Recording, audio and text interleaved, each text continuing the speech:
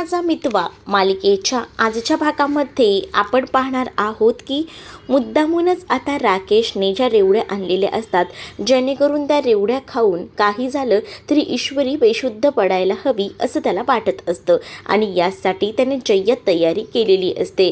त्या रेवड्या जबरदस्ती का होईना ईश्वरीला खाऊ घातलेल्या असतात. बाकी इतरांना या सगळ्याबद्दल काहीच माहिती नसतं. त्यांनाही असंच वाटत असतं की हा इतक्या चांगल्या आत्मीयतेने देतोय म्हटल्यावर ईश्वरीच का भाऊ खाते. म्हणजेच ना, खरं तर आकाशने ईश्वरीला फोर्स केलेला असतो. वहिनी, आपले तिळाचे लाडू असतात ना, अगदी तशाच असतात या रेवड्या, एकदा खाऊन तर बघ. आणि असं बोलून आकाशने जबरदस्तीने आता त्या ईश्वरीला राकेशकडनं त्या रेवड्या घ्यायला सांगितलेल्या असतात. तर आता ईश्वरी एक रेवडी घेते आणि ती खाते, कारण आता सगळेजण समोर असतात. मग ती तरी काय करणार ना, तिच्याकडे ऑप्शनही नसतो. आता ईश्वरी नाईलाजास्तव का होईना आता ती रेवडी खाते. मग आता खूप जास्त इच्छा असते ना, ती म्हणजे या राकेशची. कधी आता ही सगळीजणं इथून उठून जातात आणि आपण आता या ईश्वरीला ही रेवडी खाऊन नशामध्ये काही बडबडताना दिसते का, हेच त्याला पाहायचं असतं. आणि यासाठी तो आता फक्त आणि फक्त संधी शोधत असतो. त्याला आता एकदा संधी मिळाली की त्या संधीचं सोनं करायचं, हे मात्र त्याने आता फिक्स असं ठरवलेलं असतं. आणि यासाठी तर आता त्याची लगबग सुरू असते. तर दुसरीकडे मात्र आता प्रत्येकजण एक जण आता म्हणत असतो की चला मी येतो, मला जावं लागेल. आणि असं बोलून आता प्रत्येकजण थकलेले असतात, म्हणून हळूहळू का होईना आपापल्या रूममध्ये जातात.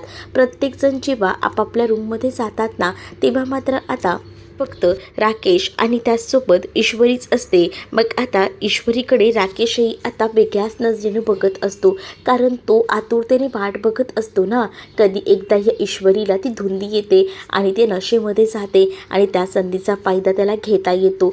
तर त्याचे थोड्याफार वेळानंतर या सगळ्याचे गुण दिसणार असतात. त्यामुळे आता सगळेजणं जेव्हा आता तिकडनं जात असतात ना, तेव्हा तोही जातो. मग आता इथे आकाशनेही त्याच्याकडे ती रेवडी मागितलेली असते, पण त्याने आता त्याला खायला द्यायला नकार दिलेला असतो. त्याने सरळ सांगितलेलं असतं की हा डब्बा फक्त ना ईश्वरींसाठी आहे. मग आता सगळीजणं गेल्यानंतर ईश्वरी विचार करते की या रेवड्यांमध्ये काही मिक्स केलेलं नसेल ना, कारण एवढ्या जबरदस्तीने त्या माणसानं मला रेवड्या खाऊ घातल्या आहेत, असाही विचार ईश्वरीच्या मनामध्ये येऊ लागतो. सुप्रियाने सुद्धा हळदी कुंकू ठेवलेलं असतं. हळदी कुंकूवाला आलेल्या बायका आता सुप्रियाकडनं हळदी कुंकू वगैरे घेतात आणि तिकडनं जायला निघतात. आणि जेव्हा आता ते तिकडनं जातात ना, तेव्हा मात्र आता इकडे सुप्रियाला सारखं तेच बोलणं आठवत असतं. सुप्रिया फक्त त्याच गोष्टीचा विचार करत असते आणि ती आता बघत असते आणि ती हेही म्हणते की काय करायचं, खरंच ना मला कळत नाही कधी कधी. म्हणजे मी एका पॉईंटला विचारही करते की या सगळ्या गोष्टी कुठेतरी थांबायला हव्यात, पण नमूचे प्रश्न संपतच नाही. सारखे प्रश्न विचारून भंडावून सोडते. प्रत्येक वेळेला तिला असं वाटतं की मी तिच्या प्रश्नांची उत्तरं द्यावी, पण कसं कसं होणार आहे हे सगळं, मला खरंच जमत नाही आहे. आणि मी विचारही करते की या सगळ्या गोष्टी कधीतरी नमूला सांगायला हव्या, पण ती एवढ्यात वेळ आलेली नाही आहे असं मला तरी वाटतं. आणि म्हणूनच ना मी शांत बसले, असं देखील आता इकडे सुप्रिया म्हणत असते. दुसरीकडे आता मुद्दामून ईश्वरीला हिनवायला इकडे मात्र येते आणि वल्लरी तिला आता टोमणे मारू लागते. वल्लरी तिला म्हणत असते की काय चाललं आहे, मग आज कसा गेला तुझा हा सण.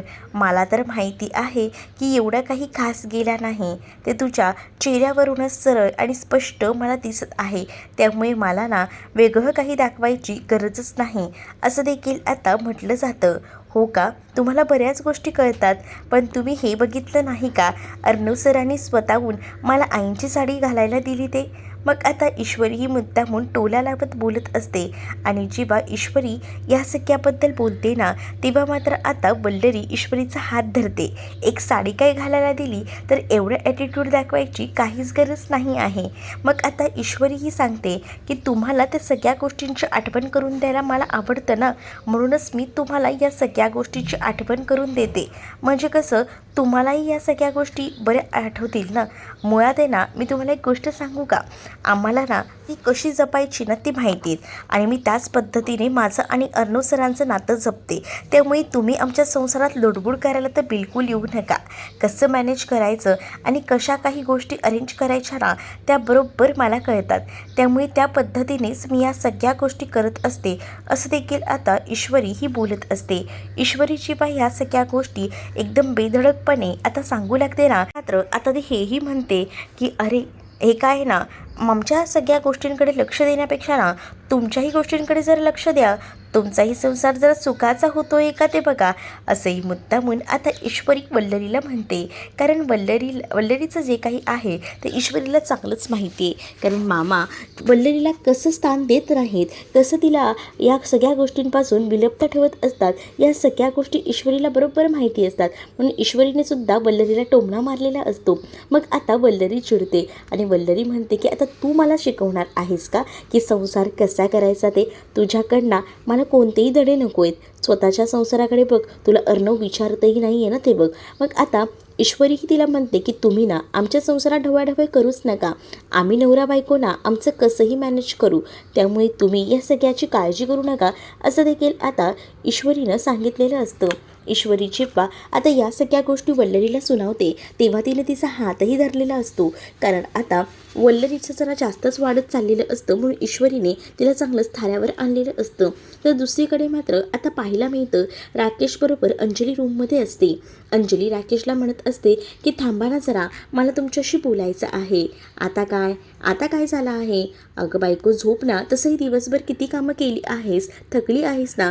अहो तुम्हाला सांगू का, पाय तर दुखताय तो माझे, पण तुमच्याशी गप्पाही माराव्याशी वाटत आहेत. म्हणजे ना मला असं वाटतंय ना की सतत आहे ना आपलं जे बाळ आहे ना ते बाळ ना मला तिथेच दिसते. म्हणजे हलव्याचे दागिने घालून आपलं बाळ किती छान दिसतं असेल, असंही ती आता इमॅजिनेशन करत असते. आणि ती राकेशला थांबवून घेत असते. राकेशला मुळात थांबायचं नसतं, कारण राकेशला तिकडनं लवकरात लवकर सटकायचं असतं. कारण त्याला तिथे जाऊन ईश्वरी नक्की काय करते बेधुंद होऊन हे बघायचं असतं. यासाठी त्याची धडपड सुरू असते. पण त्याला अंजली कसं थांबवून घेते आणि त्याला म्हणत असते की थांबा ना हो, गप्पा मारा ना माझ्याशी थोडं, असं बोलून ती त्याला आता थांबवते. तर दुसरीकडे मात्र अहो मला एक गोष्ट तुम्हाला सांगायची होती, तुम्ही त्या रेवड्या ठेवल्या होत्या हो, किती त्या होत्या, आणि उलट त्याची डेटही गेली होती. त्यावेळेलाच मी तुम्हाला म्हटलं होतं की कशाला ठेवताय, पण तुम्ही कपाटात पुन्हा ठेवल्यात त्या रेवड्या. म्हणूनच ना त्या रेवड्या मी फेकून दिल्या आणि त्याच्या जागी ना मी दुसरा बॉक्स ठेवला, असं देखील आता ती सांगू लागते. जेव्हा आता या सगळ्या गोष्टी कळतात ना तेव्हा मात्र आता राकेशचं डोकं सटकतं. म्हणजे राकेश एवढा वेळ विचार करत होता की बाहेर असणाऱ्या या ईश्वरीला त्या नशेडीच त्या दिले आहेत, पण आता या सगळ्या गोष्टी कळल्यानंतर मात्र खूप मोठा धक्काच ना राकेशला बसतो. मग राकेश विचार करतो की म्हणजे मी जे काही प्लॅनिंग केलं होतं ते सगळं काही पाण्यात गेलं तर, म्हणजेच या रेवड्या जर बदलल्या असतील तर काय उपयोग आहे. मग आता इथे तो अंजलीवर चिडतो. अंजलीला म्हणतो काय गरज होती हे सगळं करायची. अंजली म्हणते की का एवढी चिडताय माझ्यावर. तर अंजलीला तो म्हणत असतो की चिडत नाही आहे मी, तुला मी म्हटलं होतं ना त्या ठेवायचा होता तो बॉक्स, मला त्या दुकानदाराला तो बॉक्स दाखवायचा होता. मग आता त्याची चिडचिड होत असते, तो बाहेर निघून गेलेला असतो. आणि त्यानंतर मात्र आता जी अंजली असते ती मात्र आता आराम करते. अंजली आराम तर करत असते, पण आता राकेश जेव्हा बाहेर जातो तेव्हा त्याला राग येतो. तो म्हणत असतो की हिलाच कायमचा झोपवला असता, पण हिला झोपवत नाही आहे कारण मला बाकी काही कामं करता येणारच नाही ना. ही लोक हिच्या जर वाकड्यात गेलो ना तर मला घराबाहेर काढून टाकतील, त्यापेक्षा या घरात राहून ना कसं ह्यांना नाचवता येईल ना याचा विचार मला करायचा आहे, असं देखील आता तो म्हणत असतो. त्यानंतर आता तो अंजलीला पाहतो, अंजली झोपली आहे का, आणि तो आता बाहेर सटकतो. कारण त्याचा एक प्लॅन पुन्हा एकदा फ्लॉप झालेला असतो आणि त्यामुळे त्याला असं वाटत असतं की या सगळ्याला जिम्मेदार ना ही अंजलीच आहे. अंजलीने जर तो रेवड्यांचा डब्बा गायब तिथून केलाच नसताना तर हे सगळं काही घडलंच नसतं, असाही विचार ना आता मात्र सुरू असतो. जेव्हा या सगळ्या गोष्टींचा विचार ती करत असते तेव्हा मात्र आता तिकडनं निघून जातो. दुसरीकडे अर्णवला आता तो सगळा क्षण आठवतो. म्हणजेच आता अर्णवच्या डोळ्यासमोर फक्त आणि फक्त ते चित्र दिसत असतं आणि त्याला ह्या सगळ्या गोष्टी आठवत असतात. आणि तोही विचार करत असतो की ईश्वरी आणि ईश्वरीची आई मला वेळोवेळी सांगतात की या सगळ्या गोष्टी अशा घडल्या नाही आहेत, मग कोणावर विश्वास ठेवायचा. खरंच त्या सगळ्या दोघीजणी खरं बोलत असतील का. मग माझ्या आईचा झालेला मृत्यू या सगळ्याला जबाबदारसुद्धा ह्याच आहेत ना. मग या सगळ्या गोष्टीमुळे अर्णव बेचैन झालेला असतो. तेवढ्यातच ईश्वरी तिथे येते. ईश्वरी तिथे आता आल्यानंतर अर्णवला म्हणत असते की अर्णव सर तुम्ही मला सांगितलं नाही मी साडीत कशी दिसते ते. म्हणजे मुळात आहे ना, ही साडी आईंची घातली होती ना, मग आईंसारखीच मी गोड दिसते की नाही. आज आपला किती चांगला दिवस होता आणि मला ना ही साडी नेसून ना खूप बरं वाटलं. असं वाटलं ना की माझ्याबरोबर आईच आहेत, म्हणजे त्यांचा आशीर्वाद कायम माझ्यासोबत आहे, असंही मला हे सगळं करून फिलिंग आलं. हेही आता ती म्हणत असते. जेव्हा आता हे सगळं ती म्हणत असते ना, तेव्हा मात्र आता अर्णव तिला म्हणतो की मी फक्त ही साडी माझ्या आईची इच्छा होती म्हणून तुला नेसू दिली आहे. असं जेव्हा आता तो म्हणतो तेव्हा ईश्वरीही त्याला म्हणते की ठीक आहे ना, त्यासाठी का होईना निदान तुम्ही मला ही साडी तरी नेसू दिली. पण मला ना खरंच ना ही साडी नेसून खूप बरं वाटलं आणि तुमच्याही मनातले जे काही गैरसमज असतील ना तेही हळूहळू दूर होतील, कारण आईंची इच्छा होती म्हणून तर ही साडी मला नेसता आली, असंही आता ती म्हणत असते. आणि जेव्हा या सगळ्या गोष्टी ती बोलून दाखवते तेव्हा मात्र आता की फक्त आईची इच्छा होती यासाठी मी ही साडी तुला दिलेली आहे. बाकी यामध्ये तुझ्या डोक्यामध्ये जर काही असेल तर तो विषय ना डोक्यातनं काढून टाक, असं देखील आता म्हटलं जातं. या सगळ्या गोष्टी जेव्हा अर्णव बोलतो तेव्हा ईश्वरी म्हणते की मला सांगा बरं, ही आईंची साडी मी तर नेसलेली आहे, म्हणजे आईंची सून जी आहे ती मी आहे. आईंना असं वाटत होतं की त्यांच्या सुनेने ही साडी नेसावी. मग मला सांगा, मग मी तुमची कोण लागते? शेवटी मी तुमची बायकोच आहे ना. मग आता अर्णव तिच्याकडे बघत असतो आणि तिला म्हणत असतो की उगाच ना काहीसुद्धा समज करून घेऊ नकोस, असं काही नाही आहे, असं देखील आता अर्णव ईश्वरीला म्हणतो. त्यावर ईश्वरी अर्णवला म्हणते की असं कसं काही नाही आहे, सरळ आहे ना, म्हणजे जर मी त्यांची सून असेल मग त्याच्या आधी मी तुमची बायको तर आहेच ना. मग त्या हक्काने तुम्ही जर माझ्याशी 4 शब्द गोड बोललात आणि तुम्हीही मला सांगितलं की हे सगळं कसं आहे तर मलाही जरा बरं वाटेल, असंही आता इशू म्हणत असते. पण अर्णवला या सगळ्या गोष्टी ना नकोच असतात आणि त्यामुळेच आता अर्णव जो आहे तो मात्र लगेचच निघून जातो. तो ईश्वरीसोबत जराही बोलत नाही आणि ईश्वरीसोबत तो जराही बोलत नसल्यामुळे आता ईश्वरी विचार करते की जाऊ दे, कधी ना कधी हे तर माझ्याशी बोलतीलच, यावर माझा पूर्णपणे विश्वास आहे. तिला माहिती असतं की हळूहळू का होईना अर्णवमध्ये बरेच बदल होत असतात आणि ते बदल नक्कीच आपल्या प्रेमामध्येही बदलतील यावर तिचा पूर्ण विश्वास असतो आणि त्यामुळेच ना आता ती देवाकडे प्रार्थना करत असते. तर दुसरीकडे मात्र आता वल्लरीला कळलेलं असतं तिच्या मैत्रिणीकडनं की त्या दिवशी जेव्हा नम्रता आणि त्याचसोबत आकाश घरी आले होते तेव्हा आकाशने सांगितलं होतं की तो रस्त्यावर भेटला होता. पण या सगळ्या गोष्टी खोट्या होत्या, कारण वल्लरीला आता त्याच्या मैत्रिणीकडनं कळलेलं असतं. ती मैत्रीण आता वल्लरीचे कान भरत असते आणि तुझा मुलगा तिथे होता आणि त्या मुलीसोबत तो एकत्रच त्या साखरपुड्यामध्ये बॉक्सेस द्यायला गेला होता, हे सुद्धा आता म्हटलं जातं. आणि जेव्हा या सगळ्या गोष्टी वल्लरीला समजतात तेव्हा वल्लरी तणतणतच बाहेर येते आणि इकडे सगळीजणं नाश्त्याच्या टेबलवर नाश्ता करत बसलेले असताना वल्लरी तिथे येऊन आकाशवर ओरडायला सुरुवात करते. आकाशला म्हणत असते की काय रे, त्या दिवशी तर तू मला सांगितलं होतंस की नम्रता तुला बाहेर भेटली होती आणि मग तू नम्रताला घरी घेऊन आला होतास, पण मला एक गोष्ट सांग, त्या दिवशी नम्रतासोबत पूर्ण दिवस तू होतास ना, बरोबर की नाही, एवढं फक्त मला सांग. हां, मग आता असं म्हटल्यानंतर इकडे मात्र आकाश म्हणतो की काय झालं आहे, एवढी पॅनिक कशाला होत आहेस, मला पॅनिक व्हायला नको का, एवढं फक्त सांग. कारण दमडीच्या मुलीसोबत तू दिवसभर होतास, तू एका कंपनीचा चांगल्या एका पोस्टला आहे आणि तुला या सगळ्या गोष्टी कशा काय विसरू शकतोस तू. मुळात मला हेच कळत नाही आहे, तुला या सगळ्या गोष्टी कशा जमत नाही आहेत, कशा मॅनेज करू शकत नाही आहेस, कारण तुलाही माहिती आहे की हे सगळं किती चुकीचं आहे ते. मग दुसरीकडे मात्र आता मामाही खूप जास्त भडकलेले असतात आणि मामाही आता म्हणत असतात की काय चाललं आहे नेमकं, काय करताय, काय कशाला भांडताय आणि नम्रताला कशाला नावं ठेवताय. मग आता वल्लरी नम्रताला खूप काही बोलत असते. मग आजीही म्हणतात की नम्रता तशी मुलगी नाही आहे, उगाचच ना नम्रताबद्दल काही बोलू नये ना, विषय वाढवू नका, कारण नम्रता खूप गुणी मुलगी आहे, असं देखील आता ती म्हणत असते. पण आता गुणी आहे ना ते कळते, माझ्या मुलाला नादाला लावते आणि हे सगळं काही त्याच्याकडनं करून घेते, हे सगळं करताना लाज वाटत नाही का? नाही मला नाही आवडली ही तुझी गोष्ट, असं बोलून वल्लरी आता आकाशसोबत भांडत असते. तर इकडे मात्र आता घडलेली घरातली गोष्ट नम्रता तर सगळ्यांना सांगत असते. म्हणजेच ती आता बोलत असते की खरंच ना खूप जास्त आनंद झाला, मुळात आहे ना मला एक आवडलं की आपली इशू आहे ना ती हलव्याच्या दागिन्यांमध्ये खूप सुंदर दिसत होती. मग अर्णव अर्णवनेही हलव्याचे दागिने घातले होते का? तो तुझ्याशी बोलला का? हो, अर्णव जिजू ना बोलले ना माझ्याशी. त्याला असं वाटत असतं की या सगळ्यामुळे अर्णवने नमूसोबत सुद्धा बोलणं टाकलं असेल, पण तसं नसतं. नमूला या सगळ्या गोष्टी माहिती नसतात ना, म्हणून नमूसोबत तो एकदम छान बोलत असतो. आणि या सगळ्या गोष्टी जेव्हा आता कळतात तेव्हा मात्र आता इकडे आता आई बोलत असते की तू सारखं सारखं ना त्यांच्याकडे जाणं बंद कर. का आई, तू असं का म्हणतेस? प्रत्येक वेळेला तू असंच म्हणत असतेस. अगं पण तुला माहिती आहे का, तू आता ना मला बऱ्याच गोष्टी सांगत नाहीस. काय झालं आहे मला सांग, त्याशिवाय मला कळणार आहे का? तरीसुद्धा आता ती कोणत्याही गोष्टी सांगायला तयार नसते. म्हणूनच खूप जास्त राग ना इथे असणाऱ्या या नम्रताला येत असतो.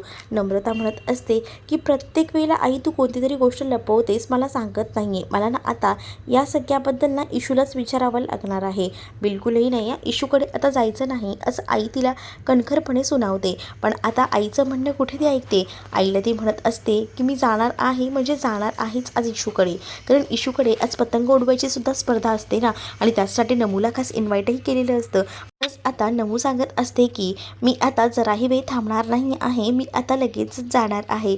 आणि असं बोलून ना आता ती मात्र तिकडनं जायला निघणार असते, पण आई तिला नकार देत असते. तर आता नमू जी आहे ती आईना आणि त्याचसोबत इथे असणाऱ्या बाबांना सुद्धा विचारते की काय करायचे, मी जाऊ ना इशूकडे? तर बाबा डोळ्यांनी इशारा करतात. मग आता नमूही म्हणते की बघितलं का, बाबांनीही मला सहमती दिली आहे, त्यामुळे मी आता जाणार आहे, मी नाही थांबणारे इथे, असंही आता नम्रता बोलत असते. तर दुसरीकडे मात्र आता वल्लरी असतं आकाशला ओरडत असते आणि त्याला म्हणत असते की तू किती खोटंपणाने वागतोयस, म्हणजे तू मला त्या दिवशी फसवलंस. मी काय सांगणार होतो खरं मला सांग ना, म्हणजे जर मी खरं सांगितलं असतं तर खरंच तू मला या सगळ्या गोष्टीतून माफ केलं असतंस. म्हणजे मी जर सांगितलं असतं की मी नम्रतासोबत होतो पूर्ण दिवसभर, मग काय केलं असतंस तू, असंही तो आता एकदम तोंडाला येईल तसं बोलत असतो. आता वल्लरी आणि आकाशमध्ये वाद वाढत चाललेली असतात आणि या सगळ्या गोष्टींना आवडत नसतात इशूला. असं वाटत असतं की आपल्या बहिणीला कोणी काही बोललेलं आपण नाही खपवून घेऊ शकत. आणि इथे ना खूप जास्त लिमिट क्रॉस होत असते, ते म्हणजे वल्लरीची. आणि त्यामुळेच ना आता आकाशही खूप जोरात ओरडत असतो आणि वल्लरीला म्हणत असतो की आई तुझं खूप चुकतंय, मला नाही आवडते तुझ्या या सगळ्या गोष्टी. बस झालं, मी नम्रताबद्दल एकही शब्द जास्तीचं ऐकून घेणार नाही आहे देखील आता आकाश बोलत असतो. तर दुसरीकडे मात्र खूप जास्त वाईट ना खरं तर ना ईश्वरीला वाटत असतं आणि ईश्वरी आता मध्ये पडतच म्हणत असते की आकाशजी भाऊजी, तुम्हाला एक सांगू का, नको करू तुम्ही नम्रताला मदत. मुळात आहे ना, जर मामींना आवडत नसेल ना तर त्या गोष्टी करू नका, असंही आता ईश्वरी ओरडून बोलत असते. कारण ईश्वरीलाही नम्रताबद्दल बोललेलं वाईट साईड ऐकायला आवडत नसतं, कारण वल्लरी ही नेहमीच सगळ्यांना कमी लेखत असते, त्यातच आता नम्रताला सुद्धा ती कमी लेखत असते आणि या सगळ्या गोष्टी आवडत नसतात. परंतु आकाश म्हणत असतो की ती माझी मैत्रीण आहे, तर मी तिला मदत केली म्हणून काय झालं. आकाशचं खरं तर खूप जास्त नम्रतावर प्रेम असतं आणि म्हणूनच तर तो वल्लरीसोबतही भांडत असतो. मग आता इकडे ईश्वरीनेही सांगितलं आहे ना की नाही जायचं, म्हटल्यावर नाही जायचं. आणि आता मी तुला सांगते की त्या मुलीची मदत करायला बिलकुलही जायचं नाही, असं देखील आता वल्लरी म्हणत असते. पण तेवढ्यातच ना अर्णवची एंट्री होते. अर्णव म्हणत असतो की काय चाललं आहे. अर्णवच्या कानी आवाज जातात. अर्णवला एवढं समजतं की वल्लरी जी आहे ती नम्रताला मदत करायची नाही असं आकाशला सांगत आहे. आणि मग तेवढ्यातच तिकडे आता अर्णव आल्यानंतर अर्णव मात्र वल्लरीला म्हणतो की कोणी सांगितलं हे सगळं थांबवायचं नाही, आकाश नम्रताला मदत करणार, मुळात आहे ना त्याला हे सगळं करायला मीच सांगितलं आहे, असं देखील आता अर्णव तिथे येतो आणि बोलत असतो. त्यावर इशू म्हणते कशासाठी, परंतु अर्णवला माहिती असतं की हे सगळं अर्णव का करायला सांगत आहे, कारण या सगळ्या गोष्टींना अर्णव आता स्वतःकडून बघत नसतो, स्वतः यामध्ये लक्ष घालत नसतो. पण त्याला असं वाटत असतं की आपण कुठेही कमी पडायला नको, म्हणूनच तर त्याने आकाशकडे ही जबाबदारी दिलेली असते ना, नम्रताकडे लक्ष द्यायची, त्याचसोबत ईश्वरीच्या बाबांच्या ट्रीटमेंटकडे सुद्धा लक्ष द्यायची जबाबदारी अर्णवनेच तर आकाशला दिलेली असते. म्हणून अर्णव तिथे येऊन लगेच बाजू घेत बोलत असतो. त्यामुळे आता वल्लरीची सुद्धा बोलती बंद होते. वल्लरीला काहीच बोलता येत नाही, ती आता शांत राहते. तर पुढील भागामध्ये पाहायला मिळतं की आता यांची पतंग उडवायची कॉम्पिटिशन असते आणि त्यामुळेच ना आता त्यांची चर्चा सुरू असते की कोण जाणार आहे. आणि त्यामध्ये ना